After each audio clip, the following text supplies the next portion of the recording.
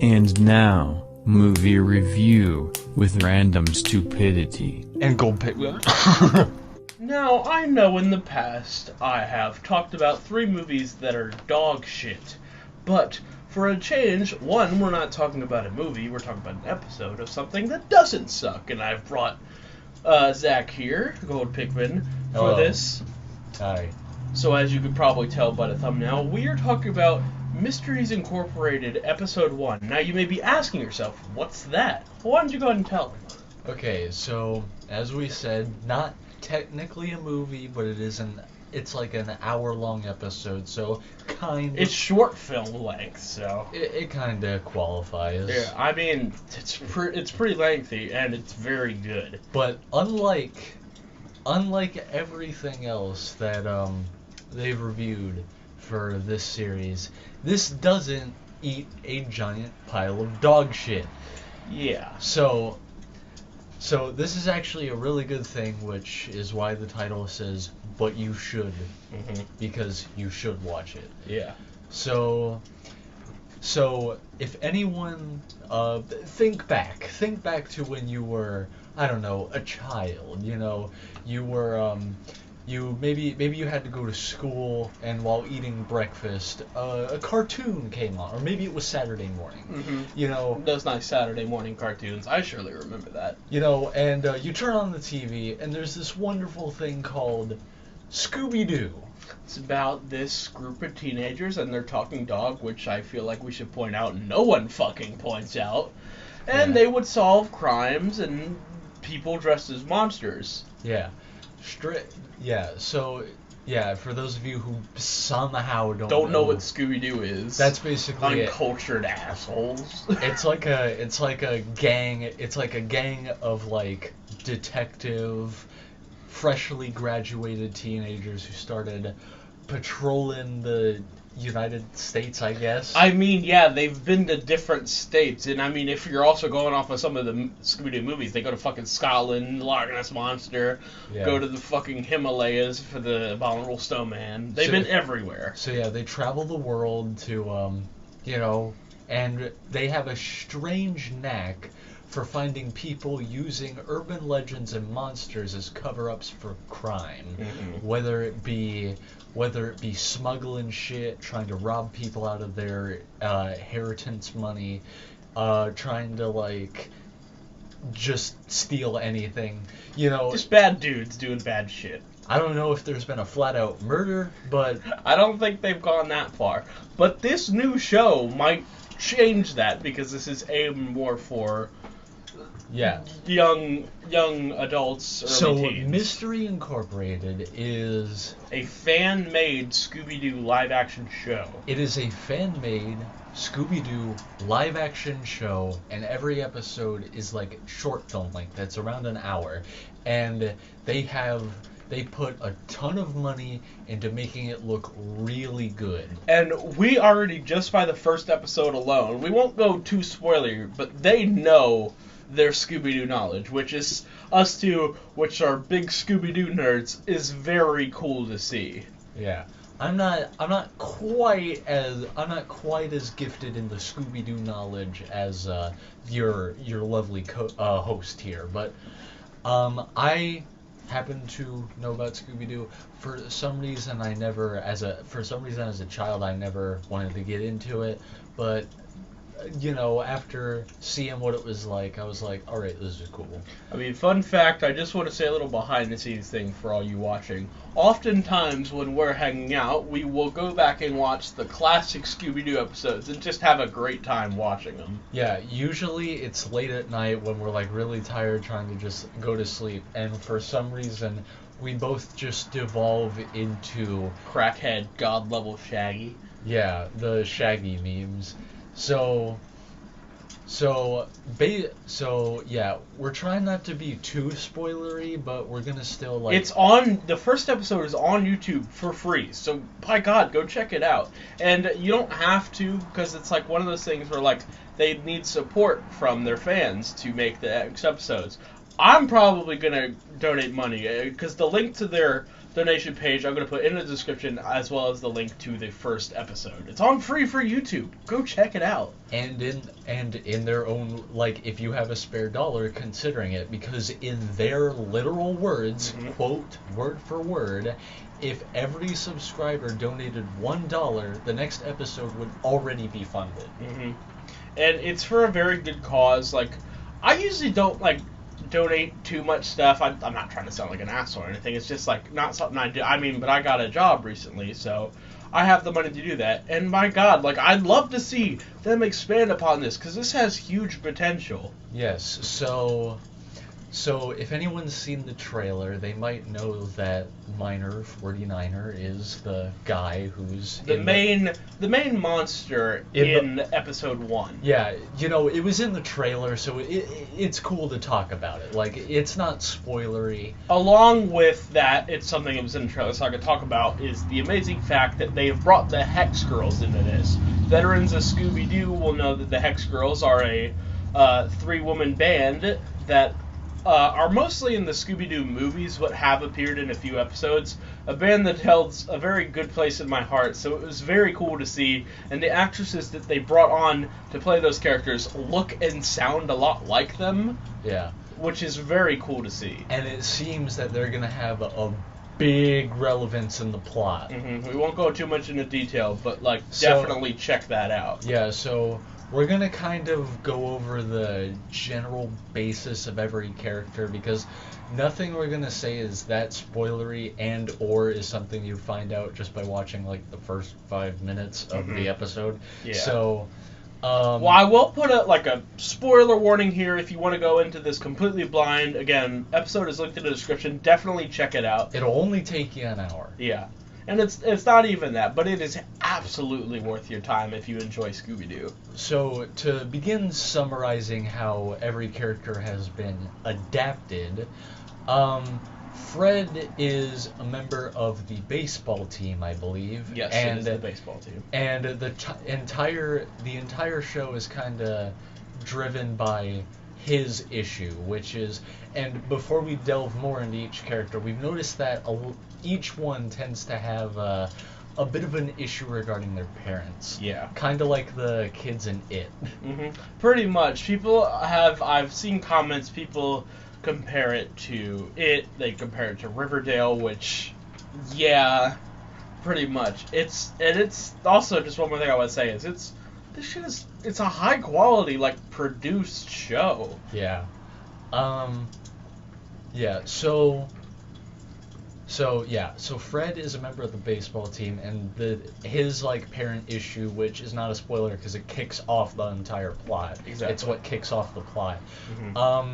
He wakes up like in the middle of the night one night, goes to the living room, and sees like this demonic thing standing over like his dead parents, and his whole shtick is that he's like trying to solve this. I mean, very obviously. I mean, if you woke up and saw your parents dead with a demon standing over them, I mean, I'm sure you'd want to know too. Yeah. And that's kind of what we gathered that the show is deriving from, and that's their plot, which is very interesting. So naturally, the next one to go for is Velma. Velma is like this.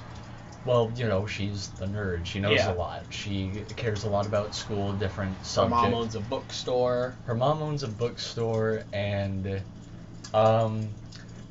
so Velma's sort of parent issue is that her father is also dead, and it's heavily implied that the same demon Fred saw is also responsible for that. But Velma being, and this is something that is a recurring theme in all the Scooby-Doo shows, Velma doesn't believe in ghosts. She always believes there's a scientific explanation to everything, but we won't say the exact thing, but later on in episode 1, stuff starts to convince her a little bit that maybe demons and ghosts are kind of actually a thing. Yeah, so, and for the most part of episode 1, she's usually with Fred trying to help him progress with his demon.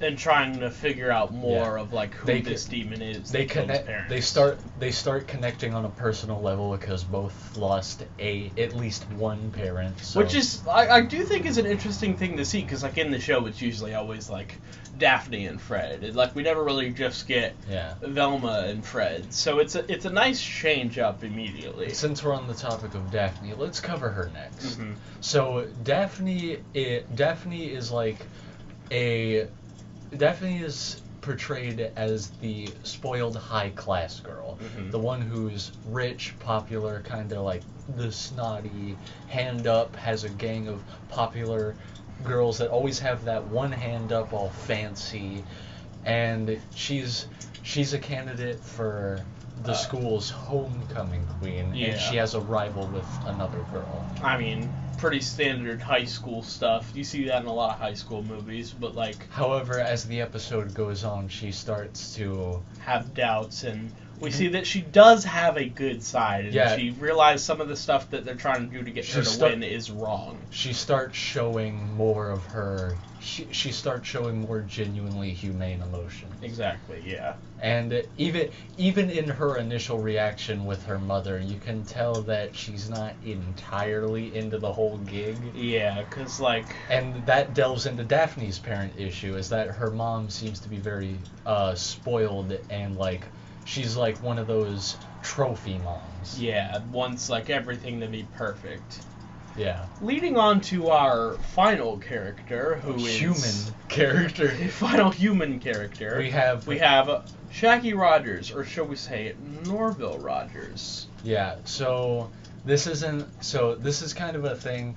So this is probably the most spoilery thing we're gonna say, but Well, even one more then, spoiler warning here. Again, if you can go watch the episode. this for is yourself. probably the most spoilery thing we're gonna say, but even then, it's not. It's not too much. It's something you would still likely figure out for yourself. I mean, we kind of did. So, like, we're not. It's not like we're backstage producers leaking anything here. Yeah. We just watched the first episode and want to talk about it. It seems like something pretty intentional they're trying to get you to see. Mm-hmm. So. And I really like the way they're doing it too. All right, go ahead. Say his real name again for the folks. Norville Rogers. So- And fun fact, that's not just the thing they made up for the show. Shaggy's real name in like the show, like the base show by Hanna-Barbera, is Norville Shaggy Rogers. So yeah, so Norville is like this typical dude. He wears like he's like he's kind of like he's like the quiet kid, but not that kind. Like the guy who's just like doesn't hang out with anyone. He wears the baggy clothes. He hangs out with his dog Scooby a lot, which is a real dog in this, which is very cool. Yeah. A very cute dog. So we'll throw in Scooby too. Scooby, at least as of episode 1, is not like Scooby at all. He's just like a regular dog that Doesn't talk. And there are moments where like Shaggy like kind of jokingly talks to him, but as of episode 1, he doesn't actually talk, so it's a more And he's- realistic approach to the and he- relationship. And he's also a retired police dog. Yeah. And it's still I believe the dog is a Great Dane, which is the type of dog that Scooby is. So it looks like just a real life Scooby-Doo, which is really cool. Yeah, so Shaggy is like he's like the kid who doesn't really hang out with anyone. He's in baggy clothes, usually keeps quiet, and he seems to have a history involving dealing drugs. Which a lot of people joke about with Shaggy anyways, so it's kind of neat to see this show However, one of do a realistic approach yeah. to that. However, one of Shaggy's main plot points is that he really doesn't want to be doing that anymore. He's trying to actually be better at that, which is very interesting to see, and I think this is a really cool arc Yeah. for this character. Yeah, and his parental issue is that his dad is a policeman, which for the guy who's an ex-drug dealer, Not the greatest thing in the world. I don't think we have to tell you what's the issue there. Yeah. So Yeah, everyone in the gang seems to have parental problems, so it's a thing that I'm sure in episode 2 we'll see them gather more about. but let's talk about that nickname, Shaggy, because for somehow it actually has an amazing plot relevance. And like we said, this is probably the most spoilery thing we're going to talk about, but even then it's not really like a super important plot thing or anything. Yeah. So there is an anonymous name going around the school that is hosting like the first underground rave, and their name is Shaggy. No one knows who Shaggy is, not even the police. Exactly. And it's like an underground anonymous street name that someone is using to host like dope events. And everyone seems to like know who they like know Shaggy, and they think they're They cool. know him as like this They're- cool dude, and and they're, they like- host cool events. and they're like really popular. Like even the homecoming queen candidates who you think would be too fancy and dignified to go to something like to that. go to such a barbaric event. They're like, nah, this is the shit. We gotta go here. So clearly, Shaggy is a well-known and respected individual. In Whether fact- or not they know who that is. In fact, the reason the Hex Girls are at the rave is because Shaggy hired them to be there. Which, so, so- God move, first of all. So even they respect the name. Mhm. But the thing is no one knows who Shaggy is. And it is proven that Shaggy is not associated with Norville through several different interactions. Won't go into too much, but I it's mean, clear that he- they're not he known lo- as the same person. He just, yeah, so publicly they're not known as the same person, but any scene with Norval in it, he's referring to himself as Shaggy, Mhm. and clearly, and he's the one handing out flyers, Exactly. so it's obvious that he's the guy. Yeah. That's And why it's not too spoiler, because like that's kind of just the whole thing of this first episode. So somehow, despite not having the popular public face unmasked, in the background, he's pulling weight. Yeah, he's hosting this huge event that pretty much everyone that night is going to. There's even a line that's like, it's a Monday night, there's nothing popular going on except for this rave hosted by whoever this Shaggy guy is. And yeah. And like, even the police don't know who it is. And that's all we're going to say about the police relation to this. Because anything else is kind of like... Too spoilerly, and we would like you to go check out the episode because it is amazing and it's free on YouTube. Yeah, and Minor 49er was in the trailer, so it's not spoiler to say, hey, he's the bad guy. Minor 49er is the guy they're dealing with. But the actual origin behind the bad guys is a pretty unique take. It is, and like we're not gonna go into too much of what it is, but like I remember Like- telling you like that is a really cool way to go about doing it. We weren't sure how the bad guys were going to be handled when we went into this show, but what they ended up doing was something we would never have thought of, and is actually pretty interesting and ties into Fred's whole plot point. It seems like Fred is probably going to be like the main plot heavy of the mystery gang. Exactly. And I guess in a way, the good second place for most relevant is probably going to be Norval or Shaggy. Yeah. But- Going off of this first episode alone, like we said, there's only one episode out right now. There's only one episode out right now. Apparently, episode 2 is being shown early access. Yes, Right because now? if you go to their Indiegogo page, you can purchase to go to a live premiere, because I remember looking that up, and Yeah. it's something that we would do. And It's not even too bad to go to a live premiere, it's just not something we kind of have the accessibility to do right now. Yeah, and it seems that we can't really say how the villains work in this, but it seems that regardless, the villains they choose are their adaptations of classic Scooby-Doo villains, the ones you really know, Like the classics, some of like the ones that even appeared in like the official Scooby-Doo live action movies. Yeah, like Minor 49er. Everyone knows that guy. Mm-hmm. And we're not gonna say, because like it does, the post-credits scene, well, not really post-credits scene, but the end of the episode scene teases who's the bad guy of episode 2, and it's a face a lot of Scooby-Doo fans are gonna recognize, even if you don't watch Scooby-Doo. Mm-hmm.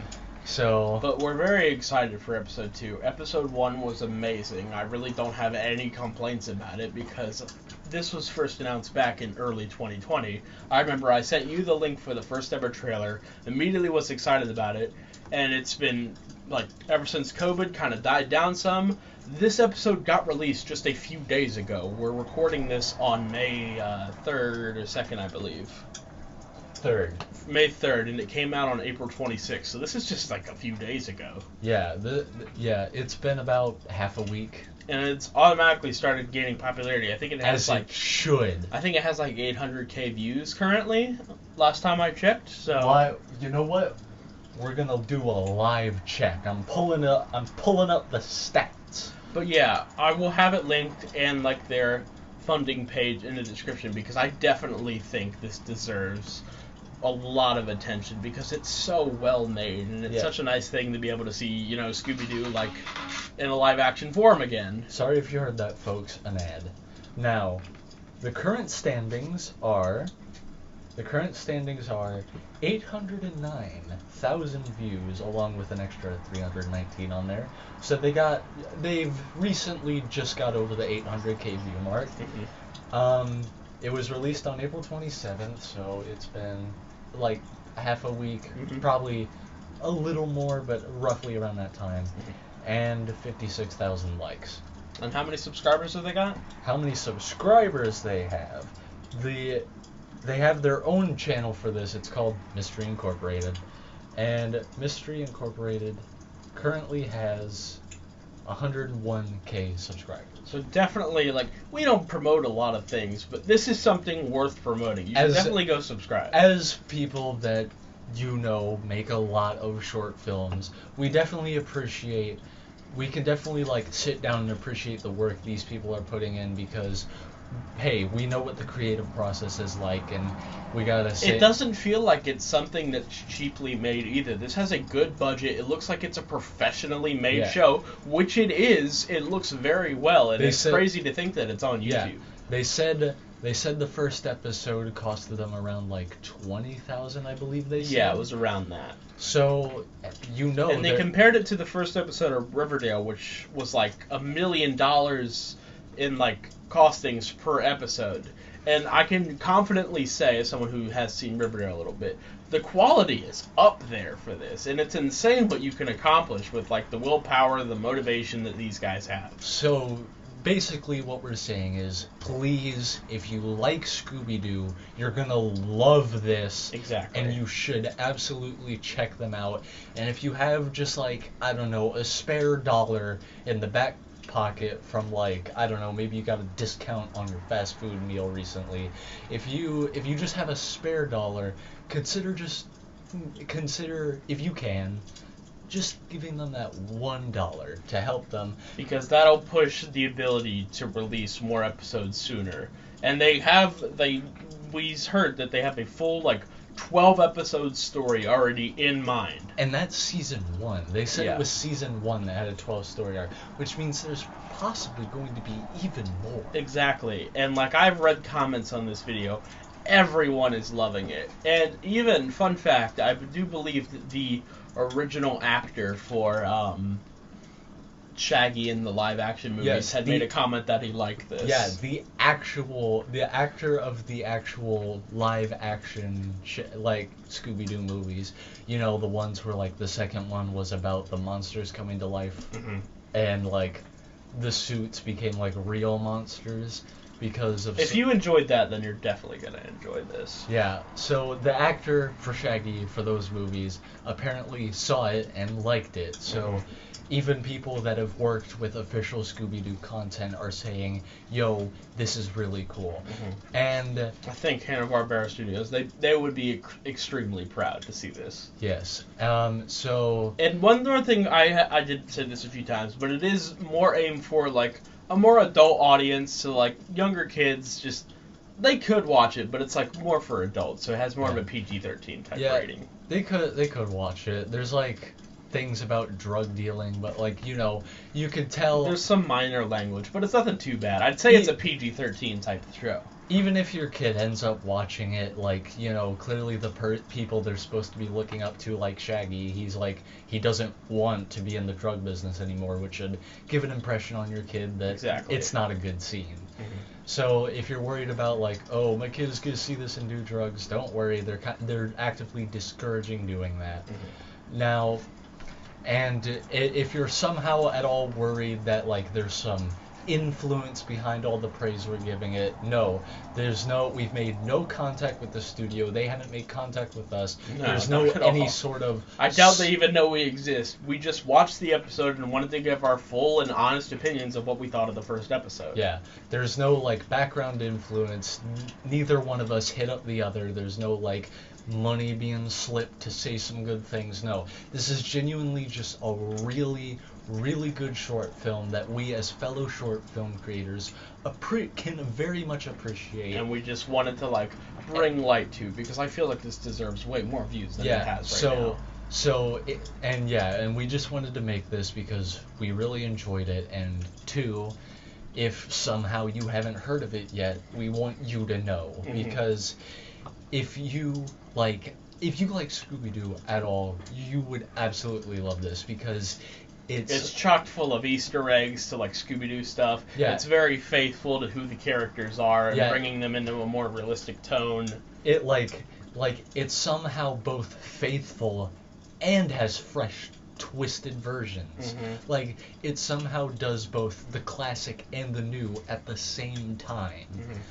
And the way, and like we said, the production is just amazing. It feels like an officially like made show for Yeah. like a big movie team. If you sat someone down and just showed them that, and you had to like, you asked them, now do you think this is official or not? I'm willing to bet they would probably think it was official. Yeah, because it's very faithful to what Scooby-Doo is. Yeah. With like you said, creating like some fresh stuff in it along the way. Yeah, it does. It somehow does both fresh like adaptations of the monsters, but is still faithful to the characters. It does like a weird balance that somehow really works and is really like investing. As you watch the video, you learn who to like, who to hate, who to hope dies when Yeah. the monsters come around. Yeah. Because it definitely, judging by how the ending scene went, it seems and well, Fred's parents being dead. And also because we've seen like the concept season trailer that they did make. That's why we're talking about a few more things. Yeah. The show will have death in it. Yeah, characters are going to actively die, and they definitely are setting up characters that you really want to die. Yeah, we have characters you could root for and characters that I'm sure some characters will have redeeming arcs. Like, I like to shit on Daphne as a character, not just in this, but because she's always been like the stuck-up rich girl, but like we notice clearly that she like does have redeeming qualities, and she, like we said before, she doesn't try to be like this all the time. Yeah, she doesn't. What to say it in the most spoiler-free fashion, she doesn't really like winning dirty. She likes if she hasn't like actually earned something, then she doesn't actually want it, which, like we said, adds to her more secretly humble side of her character. Exactly. Despite being raised by a rich family and a trophy mom. And one more final thought I want to say is that, like, along with like the show just looking great, the interactions between characters, like the acting is very well done. This is the thing we noticed, specifically like with the interaction between Shaggy and his father. This is the main thing that made us realize this. But the interactions between characters feels like a genuine conversation. And like the things they talk, Like- the tone of what they speak, Like it just feels natural. it doesn't feel like words they just wrote on a script to It doesn't move feel the plot. forced or anything. They're not just saying it because they have a plot to move forward. It seems like a conversation that these people would genuinely be having. And that's like really great to see because it just shows that they really do care. Yeah. And honestly, I don't really know if much of it was, improvised, but if somehow any of it was, they did a good job.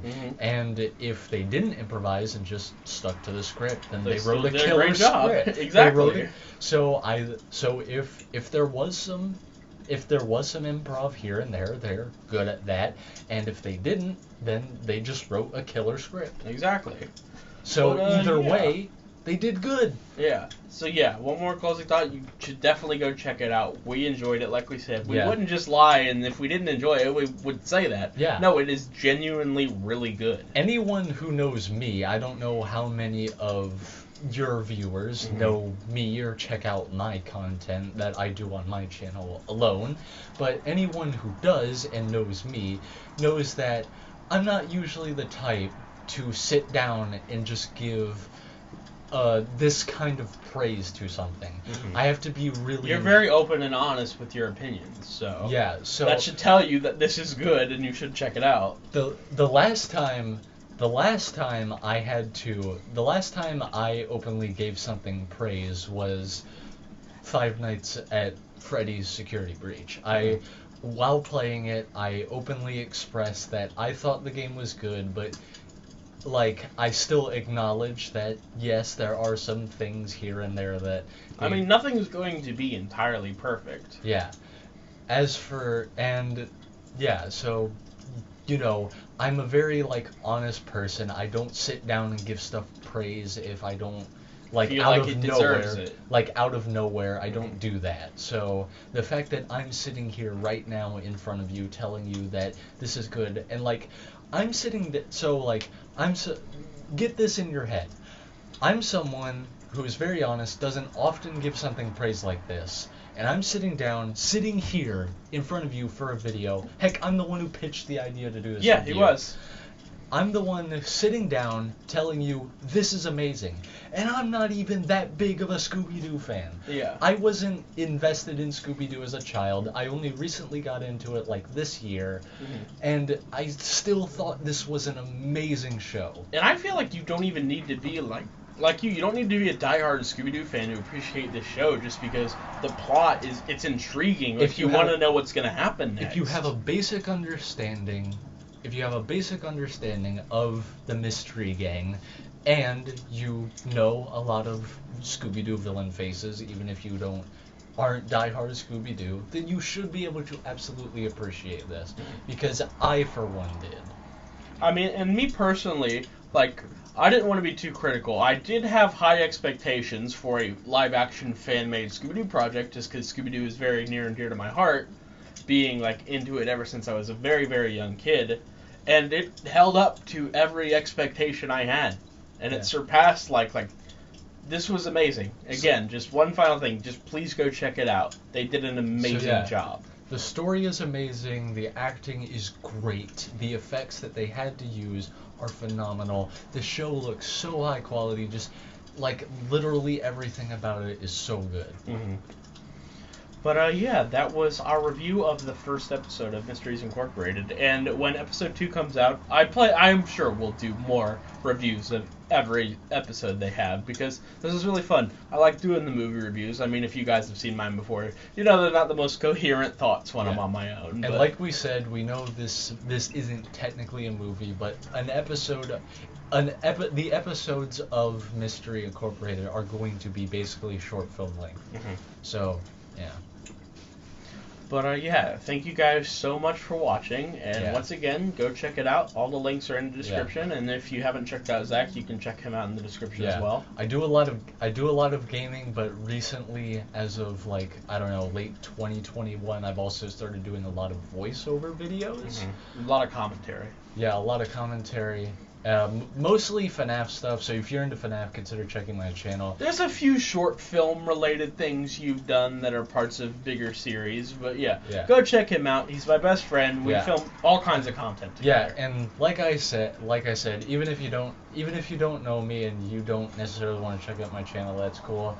But just know that I, as a person, am very honest, and I'm the one who pitched the idea to do the review of this. So that's how you know what we're talking about is good. Yep. Well, on that note, thank you guys for watching, and we will see you all another time. Bye. See ya.